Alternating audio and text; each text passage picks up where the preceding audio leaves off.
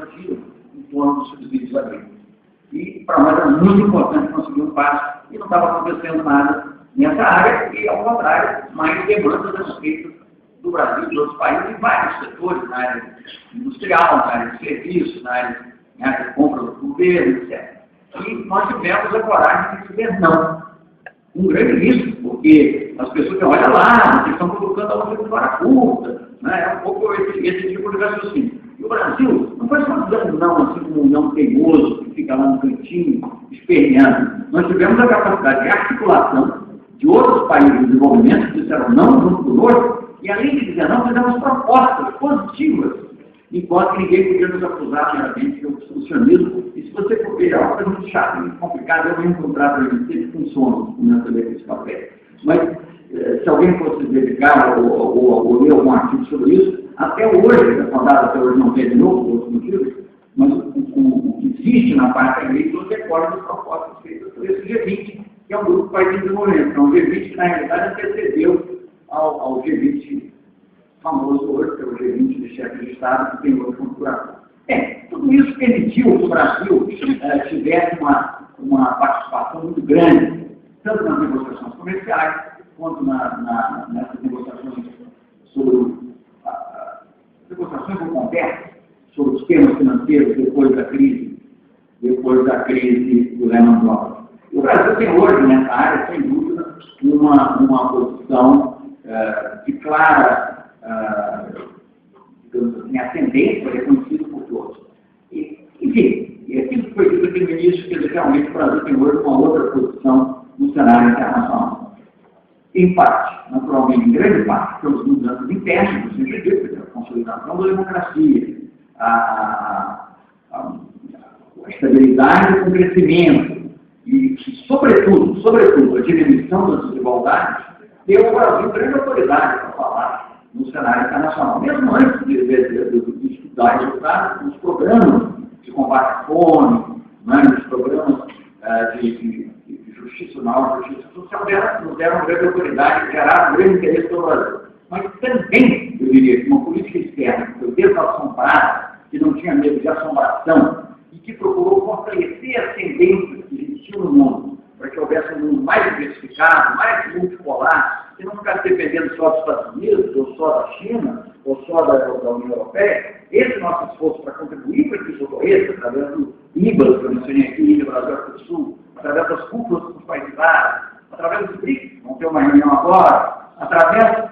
das reuniões de cúpula entre a América do Sul e a África, tudo isso botou para o Brasil uma outra situação. Quer dizer, o Brasil há uma percepção hoje, eu digo isso que eu vi em vários momentos, as pessoas dizem, olha, aqui a África está mal representada no G20, por exemplo. Mas ainda tem que ter o Brasil, porque sabemos que o Brasil vai defender o nosso interesse lá.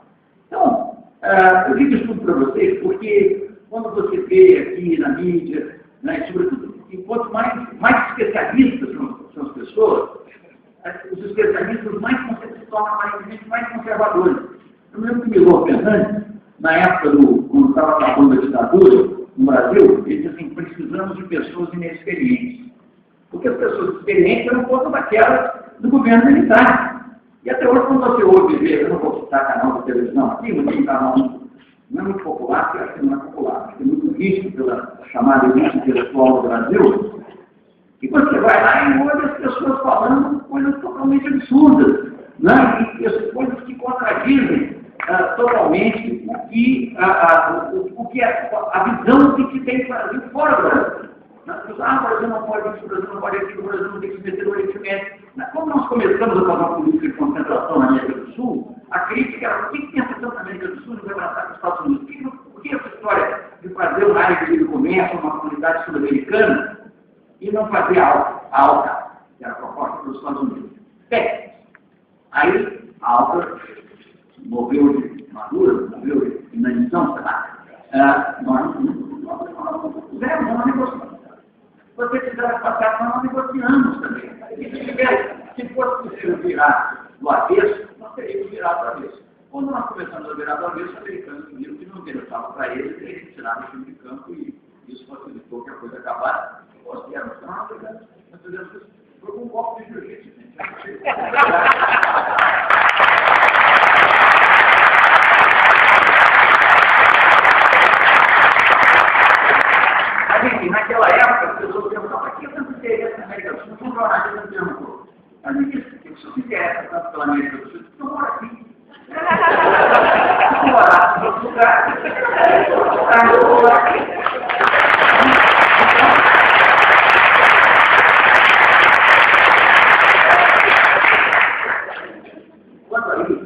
anos mais tarde, nós vamos lá tratar de assuntos diferentes, chamados pelos países. Veja bem, é claro que eu trouxe aqui estudo político internacional. Acompanhe. O Brasil recebeu, no mês de novembro de 2009, no mesmo mês de novembro, no mesmo mês, o Brasil recebeu o presidente do Irã, o presidente de Israel e o presidente da Autoridade Palestina. Olha, eu digo francamente, não vou fazer o presidente Lula nunca antes na história desse país, que é óbvio que nunca antes na história desse país. Mas duvido que haja muitos outros, se tiver um ou dois países no mundo, que podem receber esses 3 líderes numa mesma ocasião. Quase, não no mesmo evento, mas no mesmo, assim tão próximo. Por quê? Me interessou, eu era um presidente, o Brasil só tem. Está caindo, vamos tirar uma coisa.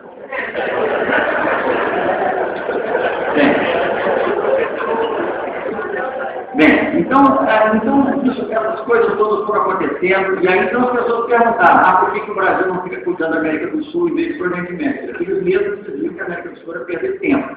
Então, é assim que vão. E as pessoas, como eu disse, vão ficando especialistas e vão se tornando, e obviamente essa especialidade vai sendo uma... Porque nós não queremos especialistas, nós queremos pessoas patrióticas que tenham uma visão de conjunto, que saibam o que é a política, porque eu preciso entender de política para entender de política internacional. Política internacional, cara, o detalhe, a solução é muitas vezes técnica. Você vai numa OMC para você negociar a tarifa, você tem que entender o que você está falando, o sujeito tem que entender o que está falando. Mas a percepção é política, não é especialista.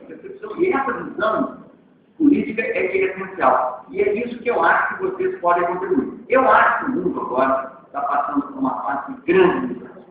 Começou já com a crise. Eu diria que o primeiro grande sinal foi a crise financeira, gerada pelo Lehman Brothers, que não é só financeira, porque nós temos dentro dos países. Quando você tem um problema, como tem na Grécia, né, em Portugal, ou na Irlanda, isso afeta emprego, não é só financeira, é uma crise financeira de consequências econômicas na economia real muito profunda. E o Brasil, inclusive, por não ter ficado tão dependente apenas dos mercados, não vou ter que estar totalmente mesmo, já que o presidente Lula não estava ali. Foi só ali, mas foi pouco comparado com os outros. Sofreram, hoje vai crescendo bem nos nossos programas. Por quê? Porque vários países, primeiro, que com muito mercado interno, porque distribuiu renda, isso fortaleceu o poder de compra das pessoas mais pobres, que se tornaram mais caras, e também se diversificou nas suas relações internacionais, inclusive as suas relações comerciais internacionais. E é por isso que hoje o Brasil tem o peso que tem nas discussões sobre esse tema. Mas eu diria que também na área de paz e segurança, que é uma área muito importante, você deve ter ouvido falar que o Brasil, muitos anos, pleiteia ser membro permanente do Conselho de Segurança da ONU. Eu não vou, depois de fazer alguma pergunta sobre isso, eu tentarei responder. Eu não vou agora entrar na parte específica, mas eu queria dizer o seguinte: também nessa área de paz e segurança, as mudanças que estão ocorrendo são notáveis. O que está ocorrendo no Oriente Médio, nos países árabes, especialmente, é algo que não é restrito aos países árabes. Vai ter implicações globais, já começa a ter implicações na África, né? E vai se estender para outros países. E, sobretudo, vai ter um impacto muito grande, vai ter um central no problema do Oriente Médio, que é a questão de Israel-Palestina, e tendo o impacto aí, vai ter, naturalmente, um impacto para o resto do mundo. E o Brasil é um país que pode participar positivamente e ajudar na solução dos problemas. E nós vimos que a solução dos países, as grandes potências tradicionais, elas têm utilizado, é sempre a força militar. No fim das contas, é sempre a força militar. Eu não vou dizer que a situação da Líbia é idêntica do Iraque, porque não é. A situação do Iraque foi pior, porque não teve autorização do Conselho de Segurança da ONU, foi muito legal, a Líbia não é o caso. Não vou defender também o Gaddafi, porque eu acho que o que ele fez em reação aos protestos da população civil também não se justifica. Agora, eu tenho sérias dúvidas se o uso da força da maneira como foi feito terá o resultado que se deseja. E caso tenha o resultado que se deseja, qual é o preço? Né? Porque se você tem uma situação que você acaba causando mais dano do que aquele que você queria evitar, mesmo que você seja outras pessoas, deixa o petróleo de lado, deixa outros interesses de lado, mesmo calculando que seja realmente público, será que é essa a melhor maneira? Será que você pode através do combativo, transformar um país em um país democrático? Segundo o seu modelo, será que essa democracia deve seguir o seu modelo, o modelo desse país? São perguntas que a gente tem que se fazer. Por exemplo, na Costa do Marfim, não há dúvida, saindo um pouquinho da Líbia, Costa do Marfim, do Oriente Médio, na Costa do Marfim, não há dúvida de que havia uma situação complexa. Enfim, havia o presidente eleito, tem o apoio da própria União Africana, isso é muito importante. Mas será que, digamos, eu sinceramente não vejo helicópteros no país ocidental bombardeando um palácio presidencial, mesmo que os ditadores, então, que a Filipinas não se vê muito termino. Né? E aonde, quando você diz que a OTAN está lá para proteger civis, no caso da Líbia. A OTAN está lá para proteger civis. Mas como é que você distingue os civis? Ou será que não há civis perto também das forças do Gaddafi? Até ser causando um escudo humano, não sei muito lá. Como é que você protege esses civis? E como é que você distingue um rebelde que está com armas de um civil, puramente? Ele é civil ou ele é militar? Essas são questões que têm que ser colocadas. Qual é a fronteira entre proteger civis e tomar um partido numa guerra civil? São questões complexas. Quando eu vejo, hoje eu vi uma notícia muito rápida que arrepiou o cabelo. Sinceramente, estava falando da Costa do Marfim, que já é uma questão. Tudo que ocorreu lá foi pedido pelo próprio secretário-geral da ONU, então você tem que também levar isso em conta. Mas é que a OTAN teria um papel, a OTAN, que é a Organização dos Tratados do Atlântico Norte, que foi criada para combater ameaças soviéticas, ameaças do comunismo, comunismo soviético. Se a OTAN começa a ter um papel, já teve na Afeganistão, começa a ter na África do Norte, na Líbia. Meu Deus, onde é que isso vai parar? Se amanhã eles considerarem que alguém aqui na nossa região não corresponde aos padrões deles e resolverem impor a democracia através de bombardeios, o que nós vamos fazer? Mas parece uma hipótese absurda, mas não sei. Hoje em dia todos os países democráticos, o presidente eleito, mas eu não gostaria de ver, mesmo que não fosse o presidente eleito, que eles fossem eliminados de uma forma, através de uma intervenção estrangeira, sobretudo uma intervenção armada estrangeira. Então, o que eu acho que está se passando no Oriente Médio, e também agora um pouco na África, demonstra que o Oriente Médio é muito palpável isso, porque os Estados Unidos, a Europa, apoiaram durante anos e anos e anos pessoas como o Mubarak e o Benali da Tunísia. Eu estava contando antes no almoço, há 22 anos, eu ou fui ministro, nesses últimos 22 anos, ou eu fui ministro ou fui embaixador nos grandes postos multilaterais, tipo ONU, Genebra, um ano em Londres, não é um posto multilateral, mas é um posto de grande informação.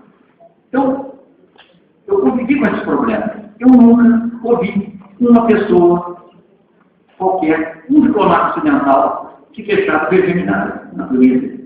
Ao contrário, era sempre citado como exemplo positivo. O Mubarak, que imediatamente agora todo mundo está como ditador e tal, e era mesmo, mas ninguém tratava dessa maneira. O Mubarak era apresentado como exemplo de líder árabe moderado. Se você fosse conversar com o secretário de Estado, com o secretário de Estado dos Estados Unidos, eles tendiam a dividir os árabes em dois tipos, os moderados e os radicais. Quer dizer, como é que pode, como você ter Flamengo, ou melhor dizendo, Corinthians, que é Corinthians radical, Corinthians moderado, como é que dá para distinguir? Não é, se é árabe, não é árabe. Mas enfim, era como ele dividiu. E o Mubarak era montado como exemplo de líder árabe moderado. Bom, agora descobriram que não era, que era ditador, que era corrupto, da onde veio os recursos para a corrupção, ninguém pergunta, também isso não faz parte das questões.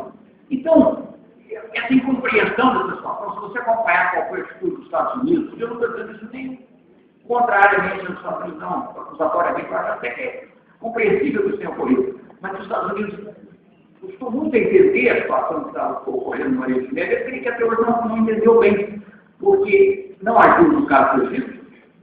A solução que os Estados Unidos preconizavam era a permanência do Mubarak, a transição com o Mubarak, e só depois do que eles viram que não podia ser mesmo, e aí se posicionaram de maneira diferente. No caso dos Estados Unidos não tiveram nem tempo, mas no caso do Iêmen, onde provavelmente morreram tantas pessoas quanto na Líbia antes da Guerra Civil, propriamente, que já era que estava ocorrendo, né? Aquela repressão inicial que foi dos civis. Eu não tenho como precisar de estatísticas, mas a impressão que eu tenho, porque os números que você vai vendo, que vão se acumulando, é um número equivalente. E o Iêmen, tudo bem? O Bahrein, tudo bem? Não é problema. Imagina a situação do Bahrein. O Bahrein, a maioria da população é xiita, tem uma monarquia sunita. Outros protestos.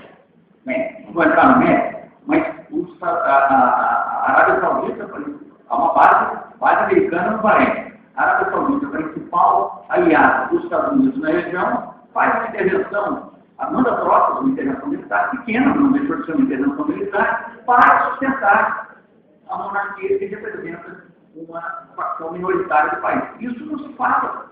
Ou se fala, aparece aqui ou ali rapidamente, mas não se fala. Isso não aparece. Por isso que eu digo que é preciso ler sempre com olhos críticos e procurar outras informações para ver. Se é que você está dizendo, tem que ler o jornal, tem que ler mesmo, tem que saber, mas tem que sempre olhar com espírito crítico. E veja bem, na própria questão da Líbia, a maneira como houve, quando eu estou dizendo alguma coisa aqui, que não sou eu que estou falando, eu estou até repetindo, talvez com outras palavras, críticas de analistas norte-americanos sobre a política externa dos Estados Unidos. Os Estados Unidos ficaram muito paralisados por isso no início, não sabiam bem produzir. O que a gente faz? O Mubarak, que era, digamos, nosso homem lá, está sendo contestado pelos democratas, nós não somos a favor da democracia. Com quem foi ficar? O Mubarak ou a democracia? A tropa ali difícil de resolver. No caso do Estado, não é mesma coisa. Mas a Líbia, tragicamente, creio que uma falta de visão do próprio Muammar Gaddafi, na minha opinião, deu ocasião de uma ocasião de ouro, porque o próprio presidente Obama, quando justifica a intervenção militar na Líbia, ele faz isso, porque ela estava sofrendo crítica, tanto da direita quanto da esquerda, digamos assim, nos Estados Unidos, porque os objetivos não estavam bem definidos, ele faz isso dizendo que a Líbia, ele não sei se usou essa palavra, seria muito forte, mas ele dá como se tivesse dizendo, a Líbia nos oferece uma oportunidade para mostrar que nós ainda estamos liderando e que somos capazes de agir. Por que isso? Porque na Líbia, diferentemente do que eu disse na Tunísia, o perfil do Gaddafi, embora fizesse muitos bons negócios com o Ocidente, era cortejado, o secretário de Estado norte-americano recebeu os filhos do Gaddafi lá, ele armou a sua tenda no Champs-Élysées, né? Que hoje em dia, uma coisa, ele era o principal opositor, podia atirar, os alemães são os primeiros a atirar na União Francesa. Mas ele armou 3 anos atrás, ele armou a sua tenda no Champs-Élysées. Se tivesse armado aqueles planados do Ministério, eu ia dizer que a mídia brasileira toda ia ser absolutamente crítica, talvez até com razão, não sei, mas no Champs-Élysées tudo bem. Faz parte dos pobres, tem direito. Se fosse ali também perto da Casa Branca, tudo bem, não chegou a fazer isso, mas os filhos dele foram recebidos com muito interesse, com honra, muito interesse conjunto, evidentemente, nos Estados Unidos. Então, mas de qualquer forma, o perfil do Gaddafi não era o perfil de um líder criado e apoiado pelas forças ocidentais dos Estados Unidos. Então, foi conveniente porque ele ofereceu uma oportunidade para os Estados Unidos mostrarem que eles estavam agindo em defesa de civis, numa situação em que, aparentemente, não havia luz. Claro que nós sabemos que as coisas são muito mais complexas, muitas vezes essas situações começam de uma maneira, mas se desenvolvem de outra. Hoje em dia, os Estados Unidos já recebem críticas, os Estados Unidos é o caso, por exemplo, críticas dos rebeldes que não estão apoiando o suficiente, obviamente, do outro lado, e as notícias saem de maneira parcelada. Eu li, por exemplo, uma notícia, e até nos sites brasileiros, porque não é só no Brasil que existe essa autocensura, a imprensa de publicar mais do que convém, menos do que não convém. Eu li, por exemplo, uma notícia de que, eu já tinha lido essa notícia vagamente, de que havia uma luta sobre 40 civis mortos num único bombardeio, perto de trio, um emprego, nas áreas dominadas pelo governo. Mas depois eu li que o representante do Vaticano, uma pessoa totalmente suspeita, é que tinha apontado essa dúvida, né? Essa mesma investigação, ninguém mais fala desse assunto, não existe. Não aparece nas fotos, não tem ninguém fazendo lá um filminho de vídeo sobre esse tema. Não estou dizendo que os outros não merecem atenção, merecem atenção, mas esse também merecia. Mas as coisas fórum, então as coisas vão se prolongando. O que eu quero dizer com isso? Eu quero dizer, voltando aqui à expressão dos fóruns lá, que a questão da presença do Brasil é muito importante para o Brasil. Eu li vacina, fundamental para a presidente vacina agora. É muito importante, eu vi outro dia que ela pretende ir a todos os países da América do Sul esse ano, tomar o que possível, porque não é fácil, achei que uma agenda presidencial complicada, prefeitura, para visitar todos os países por 2 anos. Recebeu todos os ministros americanos aqui no ano, mas para visitar todos, incluindo Guiana, Suriname, todos levou 2 anos. Enfim, tomara que consiga, e é muito a ela. Mas e essa atenção que ela estaria dando, que nós estamos dando na região, é muito importante. Foi muito importante felicitar o governo por ter conseguido aprovar na Câmara esse aumento do pagamento de Itaipu para o Paraguai. Vocês imaginam, o Brasil exporta 1 bilhão e 900 milhões para o Paraguai, exporta 300 milhões. Gente, o que é para pagar mais 240 milhões ali pela empresa? Tudo tem que ser proporcional. A pessoa fala, 240 milhões de empresa está fazendo isso com o pobre nordestino. Claro que podia. Eles também podiam estar comprando de outros, esse 1 bilhão e 900 milhões que eles estão comprando também. Agora, você quer ter uma relação de amizade, você quer ter uma relação em que eles também se sentam. O Uruguai é um país, eu vejo ainda no Paraguai, não, é um país que é sócio da maior hidrelétrica do mundo, que continua sendo a maior hidrelétrica do mundo, em operação, porque a mesma obrigação na China não tem, e ao mesmo tempo tem apagão, em Assunção, a luz treme, né?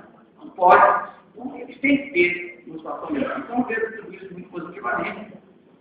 Eu tenho certeza que haverá uma continuidade e faço votos que digamos a presença na África, porque eu digo o seguinte, em política externa, eu vou terminar isso, em política externa não basta você ter boas ideias. Fácil, se tiver as ideias erradas, aí tudo. Aí tá. Mas se você tiver as ideias certas, você tem que lutar obstinadamente por elas. Porque a maré é no sentido contrário. A maré, seja a maré da crítica, seja a maré da doação. Ela vai toda no sentido de empurrar para o outro lado. Então, se você não lutar obstinadamente para ter uma política sul-americana, para ter uma política com a África, isso, e quando eu digo lutar obstinadamente, eu tenho que abrir um espaço na minha agenda. Não tem lugar na minha agenda para ela. Tem que arrumar. Tem que a Moçambique, onde a gente, por exemplo, está fazendo.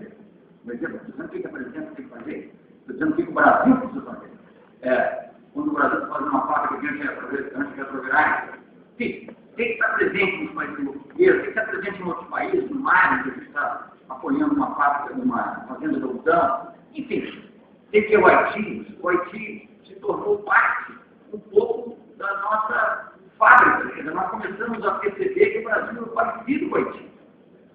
Eu fiz pedi para organizar uma exposição de pinturas primitivos brasileiros e anos, e você olhava para uma certa distância, antes de poder ver o nome das coisas, eu não sabia qual era o país brasileiro. E às vezes uma coisa que passa porque eram cultos religiosos de origem africana. Então é isso. A política externa é uma área sempre polêmica. No dia que ela não for polêmica, você pode ter certeza que a gente está deixando de fazer alguma coisa boa. Hoje a gente está fazendo uma coisa errada, eu estou deixando de fazer uma coisa boa. Porque a política externa mexe no nervo dos interesses e mexe com aquela coisa tão importante que são as ideias.